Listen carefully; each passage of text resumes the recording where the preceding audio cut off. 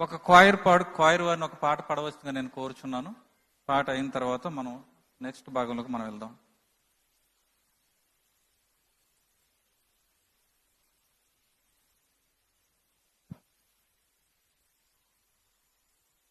మనందరం కూడా లేచి నిలబడి మన రాష్ట్ర ముఖ్యమంత్రి గారు శ్రీ నారా చంద్రబాబు నాయుడు గారు వస్తూ ఉండగా అందరం కూడా లేచి నిలబడి 2 చేతులతో చప్పట్లు కొడుతూ సార్ను మనం ఆహ్వానించుకుందాం.